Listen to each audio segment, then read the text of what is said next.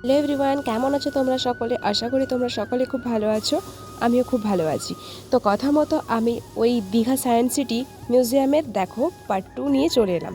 এখানে আদি বনমানুষের যে মূর্তিগুলো করা আছে দেখতেই পাচ্ছ, এগুলো আমরা ছেলেবেলায় ইতিহাসে পড়েছি। খুব ছেলেবেলাও নয়, ক্লাস 7-8 হবে হয়তো, তখন আমরা ইতিহাসে পড়েছি। সেগুলো এখানে ভালোভাবে দেখানো আছে।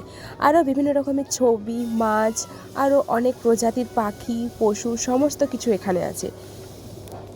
তাহলে এবার তোমরাই বলো, এত বড় মিউজিয়ামের এত কিছু কিভাবে একটা ভিডিওতে দেখানো সম্ভব? তো আমি লং ভিডিও তো করিনি, তাহলে শর্টে কিভাবে দেখানো সম্ভব? সেই জন্যই আমি 2-3টে শর্ট আপলোড করে দেব। তো দেখো, তোমরাও মিস করতে এরকম সুন্দর জিনিস। আচ্ছা, তোমরা কে কে দীঘা গেছো অবশ্যই কমেন্টে বলো তো। তো প্রথমবার দীঘা এলাম, তো আমার খুবই ভালো লাগছে এই জায়গাটা দেখে, এবং এই সুন্দর সুন্দর জিনিসগুলো দেখে আমার ভীষণই ভালো লাগছে।